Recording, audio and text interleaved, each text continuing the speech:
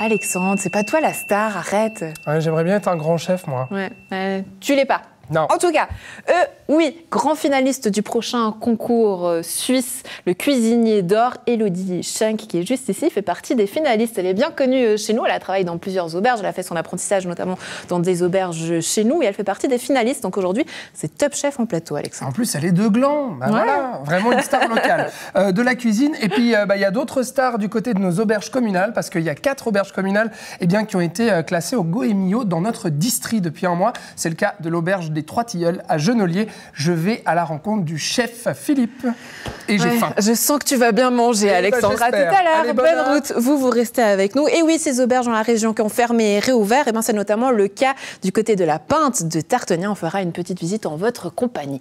Allez, restez avec moi. On vous pose juste ici. Fais voir ta région. C'est parti.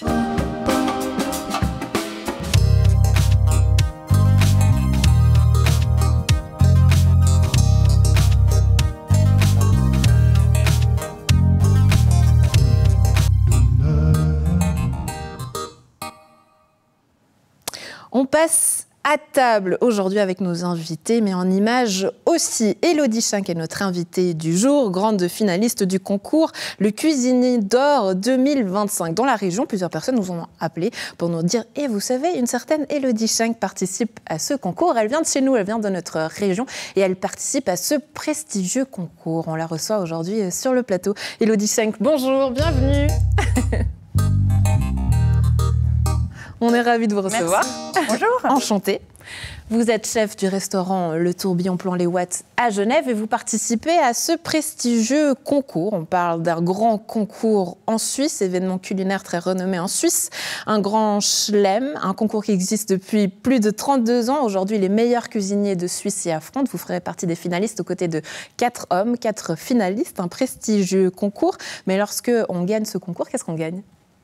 Alors pour le gagnant, donc bien entendu le titre et l'honorifique cuisinier d'or 2025, avec cette magnifique statue en or d'un cuisinier avec sa toque, qui est magnifique, mais aussi un chèque de 10 000 francs qui couvre en partie aussi la préparation en amont du concours, et puis l'honneur de pouvoir présenter son menu gagnant pendant 3 soirées dans 3 des plus grands palaces de Suisse.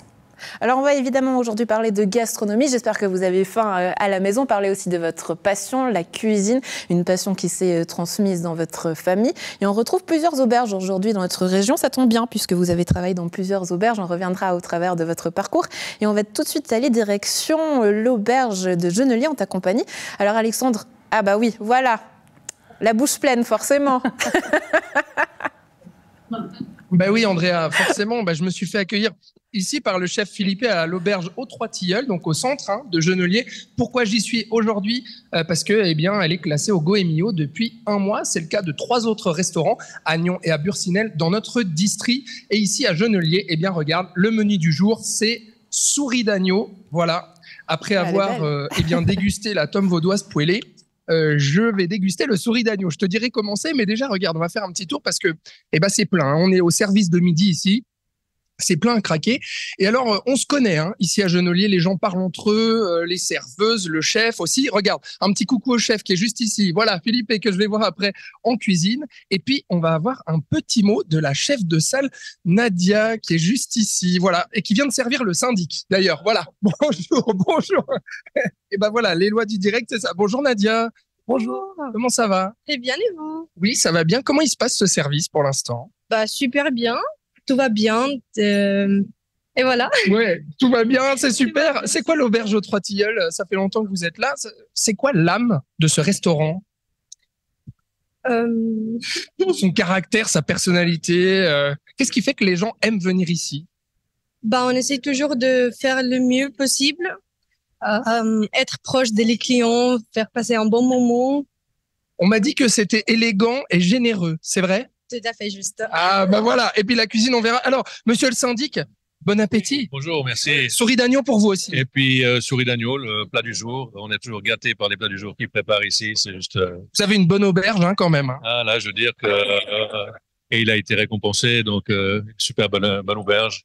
Et puis la famille Figueiredo, juste une famille magnifique. Quand ils sont arrivés, ils ont tous mis la main à la pâte avec le papa qui s'occupe du jardin, la maman qui était à la vaisselle au début. C'est une affaire de famille. C'est une affaire de famille. Et puis On va en parler avec eux justement. Je vais aller à leur rencontre. la sœur qui s'occupe de la comptabilité, le frère qui a fait le service pendant un moment et puis là maintenant, mais je veux dire, c'était vraiment une affaire de famille. Et puis voilà, ils sont là pour rester. Et puis c'est juste magique, quoi. Eh ben, on va aller en cuisine après. Bon appétit. Voilà, merci beaucoup.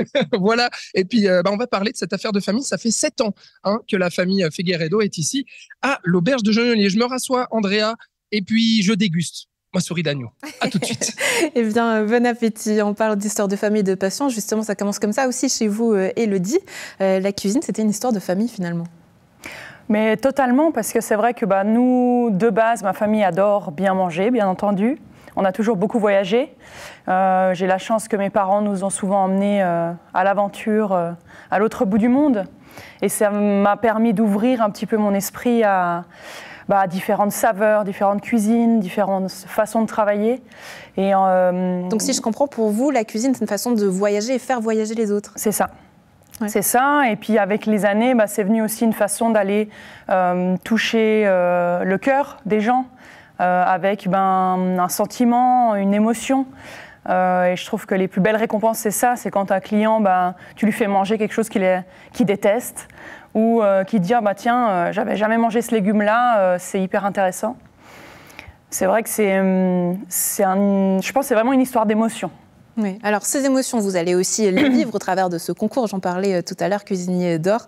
Lors de la première phase, première sélection, les demi-finales, elles ont eu lieu en octobre dernier. Je crois que pour vous, ça a été 6 mois d'entraînement. C'était quoi, ces entraînements exactement? Alors oui, c'est vrai que c'était 6 mois d'entraînement. J'ai déjà fait des concours. Mon dernier était il y a 10 ans. C'était la sélection suisse du Bocuse d'or. Vous arrivez 2e, je crois. Et je suis arrivée 2e, exactement. Et là, avec les années qui ont passé, je pense que j'ai pris en maturité. Et c'est vrai que je me suis dit j'avais envie d'appréhender ce concours d'une façon différente parce que j'avais vraiment envie de montrer qui je suis en tant que chef, mais aussi en tant que Élodie. Et c'est vrai que je voulais trouver ce juste milieu et de pouvoir offrir quelque chose de différent. Donc j'ai beaucoup travaillé dans l'idée de la gestion de mes propres émotions. J'ai travaillé avec un coach mental pour aller aussi plus loin dans cette préparation. Parce que mon but vraiment, il y a 10 ans, je l'ai vécu vraiment, tu es à fond et en fait, ça te demande tellement d'énergie qu'après, y a une énorme fatigue qui se crée parce que tu donnes absolument tout sur le concours. Et là, je voulais vraiment pouvoir le vivre avec du plaisir. Ça veut dire vivre le moment et l'instant présent, être présente dans cet instant qui était le jour J. Et donc, je me suis préparée avec ça. Pendant 6 mois. Ouais, c'est vrai qu'on a l'impression que c'est carrément une compétition sportive quand on voit des fois des chefs. C'est totalement ça, ouais. C'est vrai. Mais pourquoi c'est important de participer à des concours? Pourquoi c'est une marque de fabrique? Pourquoi est-ce que c'est important? Quel prestige ça vous apporte? Alors, moi, c'est vrai que honnêtement, je ne pensais pas refaire un concours si vite. Je ne pensais pas forcément refaire de concours. Enfin, c'était pas, on va dire, à la carte. On venait d'ouvrir le restaurant Le Tourbillon. On venait de fêter ses 1 an. Et en fait, je me suis levée un matin en me disant, tiens, c'est peut-être maintenant. Et en discutant avec mon équipe, en cuisine, en salle, parce que choisir de faire un concours, c'est pas que personnel. Ça impacte et ça implique beaucoup de monde autour de toi.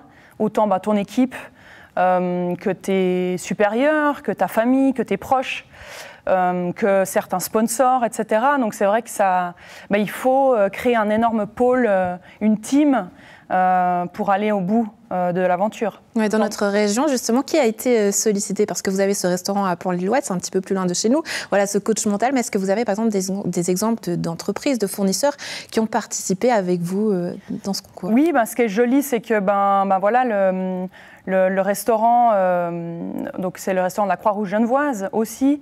Et donc, moi, je suis gérante et chef de cuisine pour le restaurant. Donc, j'ai pu créer vraiment ce restaurant à mon image.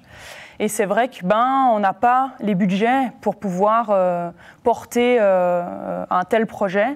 Et donc, tout de suite, je me suis retournée face à mes fournisseurs tous ceux avec qui j'ai été toquer un peu à toutes les portes, chez qui j'avais besoin. Certains m'ont prêté une casserole, d'autres m'ont prêté un petit peu de matériel. D'autres m'ont offert la marchandise, que ce soit les poissons, les viandes, les légumes, pour pouvoir m'entraîner et puis aller au bout de l'aventure, parce que c'est beaucoup d'entraînement. Et puis ça a quand même un certain budget de pouvoir se présenter comme ça à un concours national. On parle du trophée le plus convoité de la gastronomie suisse, pourquoi ? C'est vrai que ça rend une belle visibilité à toi-même, à ton restaurant. Et c'est aussi, dans le monde de la gastronomie, ça fait vraiment partie des concours les plus prestigieux, si ce n'est le plus prestigieux dans notre milieu. Dans notre région, on vous connaît bien, Élodie, on vous a vu dans plusieurs médias, vous avez fait votre formation aussi dans notre région. Vous avez par exemple posé vos couteaux à Bursin et puis ensuite à la cuisine aux côtés de Jean-Claude Follery à l'auberge de J, où vous avez également fait votre apprentissage. C'est quoi vos auberges préférées de chez nous ? C'est rigolo parce que j'étais en apprentissage à l'époque avec le frère qui est à Genolier, Marcello. Donc ça, je trouve hyper chouette de le voir aujourd'hui dans le reportage. C'est une auberge que j'aime beaucoup. J'aime beaucoup les restaurants où on fait la chasse. Mais il y a tellement de magnifiques auberges, je trouve, dans la région, avec une identité très personnelle qui fait qu'en fait, il y a plein de petites auberges. Et j'ai l'occasion maintenant que je ne travaille plus le samedi et que j'ai congé samedi et dimanche, de pouvoir aller enfin tester un petit peu tous ces restaurants qui sont souvent fermés le dimanche et le lundi. On parle souvent de ces auberges comme une âme de village, une réelle identité. Comment vous définissez ces auberges ici dans notre région ? Alors, c'est exactement ça. Je pense que c'est vraiment... chaque village a un petit peu son auberge, son restaurant, et puis il faut garder cette identité et ce message en fait qui est porté souvent par le gérant de ce restaurant. Et c'est vrai que quand je compare par exemple moi aujourd'hui à Plan-les-Ouates, une auberge, il faut garder cette image. On peut pas. Il y a des choix que tu prends, une direction, puis après il faut garder un peu ces grands classiques et tout ça. Et c'est vrai que c'est aujourd'hui pour ça que je suis partie dans un restaurant où en fait tout était à construire, parce que tu pars vraiment d'une carte blanche où tu peux vraiment créer ta propre identité.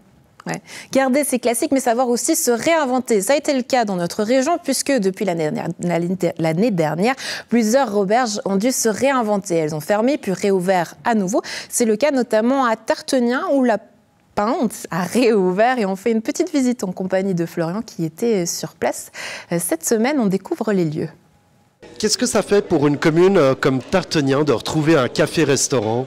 Ça donne un nouvel équilibre, ou en tout cas on revient sur un équilibre outre social mais aussi commercial. On a, à la fermeture du Serpolet fin 2019, fait passer pas mal de réflexions au niveau de la municipalité, et les villageois nous ont suivis, les conseillers naturellement, les conseillers généraux nous ont suivis, et on attendait vraiment cette ouverture de pied ferme. Et oui, on est à fond, c'est complet à midi, voilà. Il faut de la bonne cuisine qui a du goût, cuisine traditionnelle, des sauces, ils aiment bien ça. Tout ça pour associer avec le bon vin des vignerons de Tartenien. Nous, ce qu'on voulait vraiment, c'est le circuit court, c'est les produits régionaux. C'est évidemment la mise en avant dans un écrin comme celui-là de la Pinte des vins de nos artisans vignerons. J'ai fait un petit clin d'œil à notre syndic en cuisinant les endives au jambon. Voilà. Alors, pas parce qu'il aime ça, parce qu'il n'aime pas ça en fait. Je les ai appelés les endives du syndic pour faire rigoler les gens, et ça marche bien aussi. Là, en ce moment, on est dans la période de chasse. J'aime bien cuisiner ça. La langue, je fais la langue.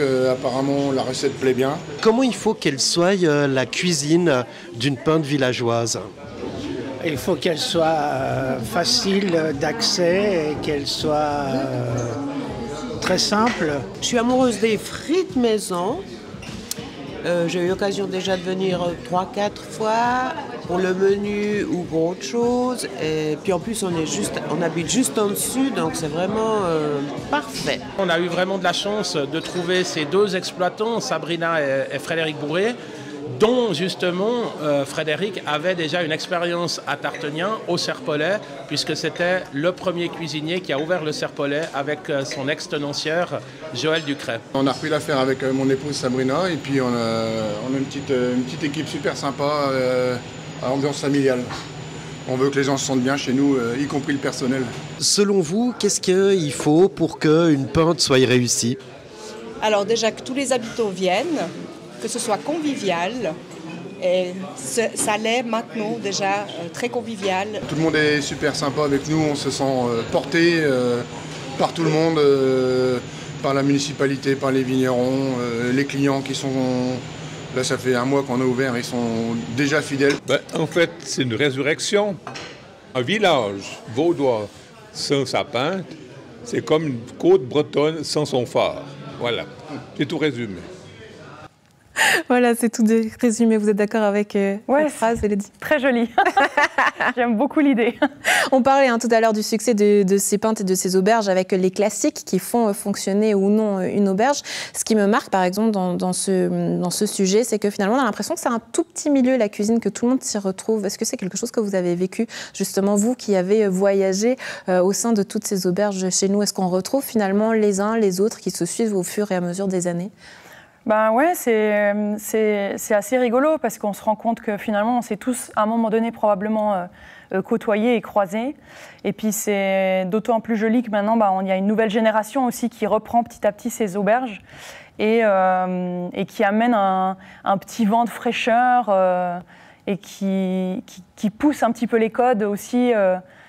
Des grands classiques, comme on disait tout à l'heure. Oui, justement, vous êtes jeune, vous aussi, vous avez eu envie de bousculer les codes, aussi être une femme en cuisine. J'imagine que ça a aussi ses défis, ses avantages ou ses inconvénients. Quels sont les codes qu'il faut bousculer aujourd'hui en cuisine? Je pense qu'il faut être soi-même, en fait. Je pense que clairement, il faut être soi-même, il faut se montrer tel qu'on est, honnête et sincère avec les gens. Et je suis persuadée que c'est vraiment la clé pour créer une belle cohésion, être transparent dans ce que tu proposes et faire quelque chose qui a un joli rapport qualité-prix aussi, pour que les gens, je pense qu'ils aiment de mieux en mieux bien manger et puis ils ont envie de plus en plus de découvrir des choses. Et je pense que on fait peut-être un petit peu moins de restaurants, mais par contre, on les choisit mieux et on est prêt à mettre un tout petit peu plus, justement parce que on travaille des produits de la région, on met en valeur de plus en plus les producteurs. Moi, c'est ce que j'aime vraiment faire, c'est pouvoir choisir un produit et puis raconter une histoire avec ce produit-là. Oui, on va raconter votre histoire. Je vous propose qu'on fasse d'ici quelques instants un petit portrait chinois de vos plats préférés, mais on garde quelques minutes encore avant de découvrir tout ça. Allons du côté de Genelier, justement, pour découvrir le succès de ce lieu. Tu es passé au dessert, Alexandre? Pas encore, mais regarde, il reste plus grand-chose, la souris d'agneau. Ouais, c'était excellent. En fait, tu vois, c'est exactement ce qu'on attend d'une auberge communale pour un plat du jour à midi, tu vois. C'est bon, c'est simple, c'est généreux. J'ai adoré. Voilà, tout simplement. Alors, regarde, on va aller en cuisine. Ah bah, voilà, il est là, le chef. Philippe, bonjour. Bonjour. Comment ça va? Ça va bien? Oui, ça va bien. On va se mettre juste ici. Regardez, voilà, bienvenue dans la cuisine des Trois Tilleuls, Andrea. Je changeais juste demain, voilà, avec les autres employés. Alors, on cuisine, bien sûr. Là, on voit, il y a de la chasse aussi. Il y a le souris d'agneau qui est en train de cuire. Il y a le bœuf qui est en train de cuire aussi. Ça s'active. Venez vers moi, Philippe. On va faire connaissance ensemble. Déjà, comment ça va? Ça va bien, ça va très bien même. Oui, très bien. On imagine depuis un mois, 13 points au Goemio pour l'auberge aux Trois Tilleuls à Genelier. Qu'est-ce que ça représente pour vous? Ça représente plus un peu la fierté du travail qu'on a fait pendant 8 ans. Ça fait 8 ans qu'on est là, 8 ans qu'on se bat pour faire une bonne cuisine locale. Et pour nous, c'est la récompense de tout ce travail. Donc voilà, on est fiers de ça. Est-ce que ça vous a amené plus de monde? Est-ce que c'est un prestige encore aujourd'hui, le Goemio, qui fait une vraie vitrine pour vous amener de la clientèle? Alors oui, effectivement, Goemio amène encore éveille la curiosité. Il y a encore des gens qui regardent et qui lisent encore beaucoup. Donc nous, on a remarqué quand même une fréquentation qui a augmenté grâce au Goemio. Oui, en fait, ça vous amène, j'imagine, une autre clientèle aussi, parce que l'auberge communale, c'est aussi beaucoup des habitués. Là, on l'a vu à midi, là, les gens se connaissent, les gens vous connaissent aussi, vous saluent, vous les saluez. Il y a une nouvelle clientèle qui vient, du coup, grâce à ce prix. Oui, effectivement, ils viennent aussi pour voir un peu ce que nous on fait, c'est la curiosité. Et après, là, c'est notre travail maintenant de montrer comment nous on est, sans changer notre façon de travailler, notre façon d'être, et voir si ça leur plaît, qu'ils reviennent. Et c'est ça le but. Le but final, c'est que le client il soit content et qu'il se plaise chez nous. Alors, qu'est-ce que c'est l'auberge aux Trois Tilleuls? Qu'est-ce que c'est son âme? Qu'est-ce que vous proposez? Alors, nous, ici, on a une carte qui change tous les mois. Donc, tous les mois, on change la carte, on fait des suggestions, on travaille beaucoup les poissons du lac. Et après aussi, l'âme, c'est un peu l'esprit famille qu'on offre. Donc ça, c'est l'âme du restaurant, c'est qu'on connaît notre clientèle, on prend le temps pour discuter, on propose une bonne cuisine qui varie le menu du jour, qui change tous les jours. Et donc ça fait que le client, il se sent bien chez nous. Il y a forcément la chasse en ce moment. Là, on est à fond sur la chasse, on fait des selles de chevreuil, ça plaît énormément. On a aussi lancé pour la première année une déclinaison de chasse. Ouais. Donc ça varie un petit peu ce qui a été oublié avec un petit filet de chevreuil et tout. Donc ça plaît assez bien et ça fonctionne très très bien. Voilà. Ouais. La spécificité aussi des auberges communales, c'est que c'est difficile de se faire sa place quand on veut proposer aussi une cuisine différente, plus gastronomique. Là, justement, il y a cette classification au Goemio. Vous sentez aussi, vous, en 7 ans, que c'est difficile aussi d'instaurer ce type de cuisine-là dans les petites communes? Dans les petites communes, c'est difficile. Le gastro, je pense que se lancer à faire du gastro à 100%, c'est difficile. Moi, personnellement, le choix, c'est une bonne cuisine. Le point, ça montre que ce qu'on fait, c'est bien. Et on continue à proposer ça à nous, avec les prix qu'on a, avec la proposition de cartes qui change tout le temps. Et ça, c'est ce que le client il aime. Alors, partir sur monter plus. Il faudrait faire une bonne étude, voir si ça plaît. Mais je pense que sur les petits villages comme nous, il faut rester avec les pieds sur terre. On dit de votre cuisine qu'elle est élégante et généreuse. Ça vous va? Oui, ça me représente. Effectivement, ça représente aussi ce que j'ai mangé. Merci beaucoup, Philippe. Et puis, bravo pour tout ce que vous faites et puis pour cette classification au Goemio. Merci à vous. Vous me dites alors, le dessert, c'est quoi? Parce que je ne l'ai pas encore mangé. Le dessert, c'est un carpaccio de fruits d'ananas avec une boule de sorbet abricot. Bon, écoute, Andrea, je penserai fort à toi. Hein, voilà. Ce qu'on pouvait dire ici, aux Trois Tilleuls, du coup, on y mange bien, t'as compris. J'aimerais bien le comprendre, Alexandre. Prends-moi un petit double bag plutôt pour que je puisse vraiment apprécier avec toi. Hein, souris d'agneau, dessert, entrée, tout nous va. Hein, tu connais la maison. Merci, Alexandre. Il va pas falloir que je renverse le souris d'agneau alors sur le retour. Hein. Attention.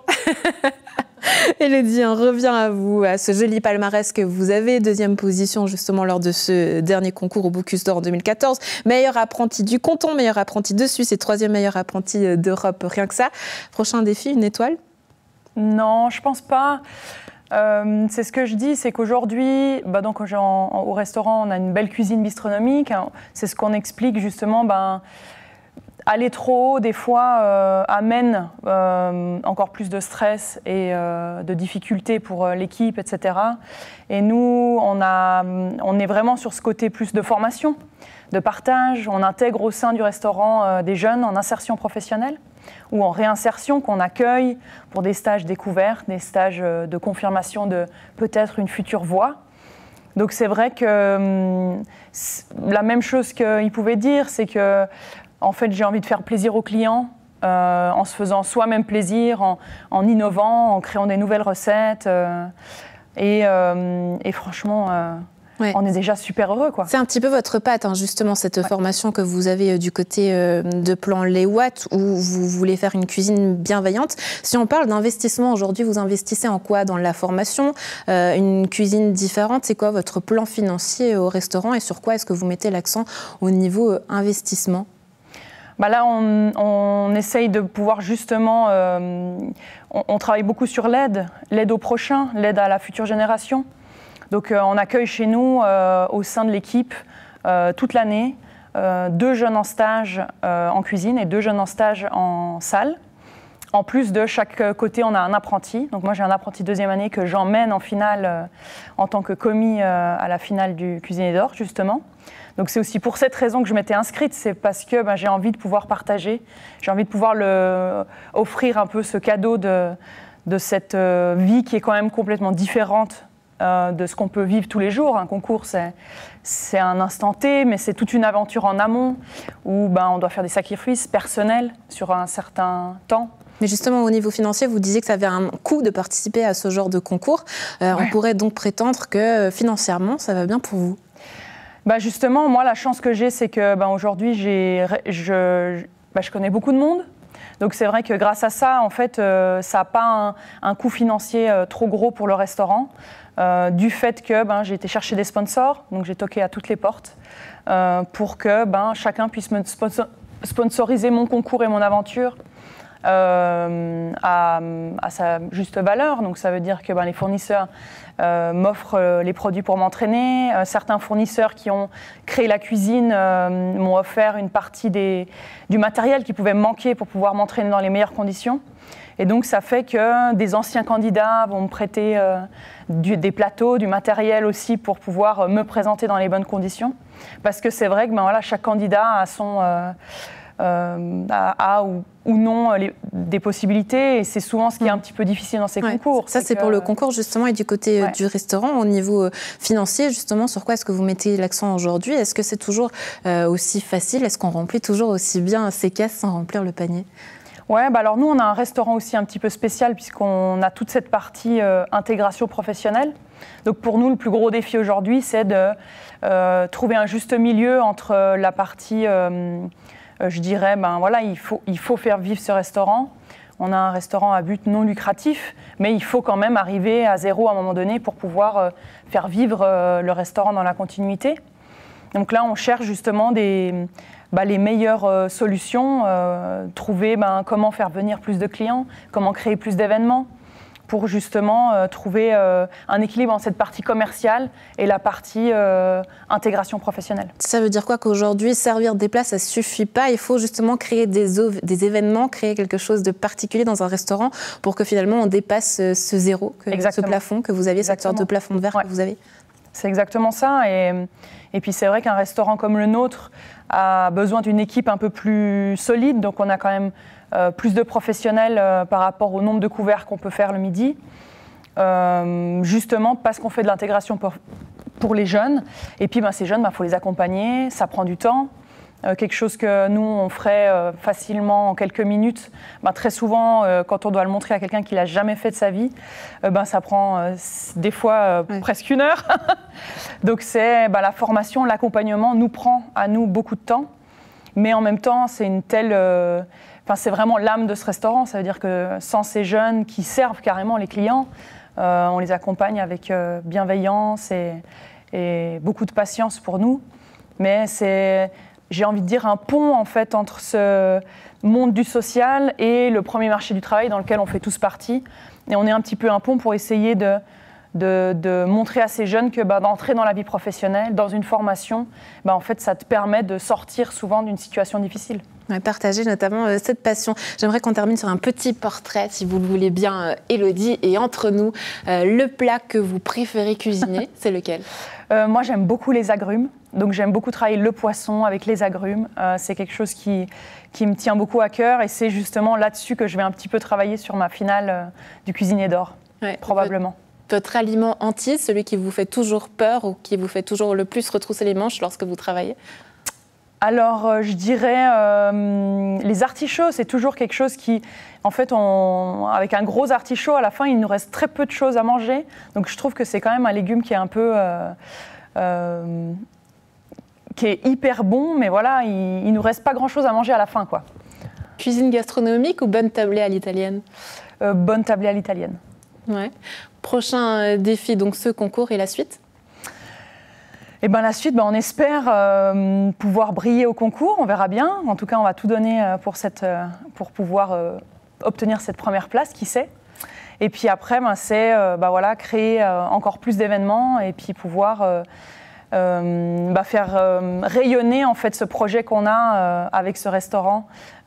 J'espère à travers toute la Suisse et que mes amis romans et vaudois viendront me voir jusqu'à Genève. Élodie, merci. Vous voir jusqu'à Genève, mais tiens, un retour chez nous dans notre région, puisque vous êtes glandoise d'origine, je vais le dire comme ça, ouvrir une auberge, une pinte chez nous dans notre région, ça vous tente? Qui sait? On verra ce que l'avenir nous réserve, mais en tout cas, aujourd'hui, et qui sait, peut-être qu'on arrivera à dupliquer ce projet sur un autre canton, on verra bien, on ne sait jamais, dans quelques années. On croise en tout cas les doigts, on vous suivra lors de ce concours en février prochain, événement qu'on pourra suivre en votre compagnie. Élodie Chac, merci d'avoir été avec nous. À tout bientôt. Merci beaucoup. À la maison, un plaisir d'avoir été en votre compagnie. On se retrouve demain. Fais voir ta région sera de retour pour sa version culture. Ciao, ciao.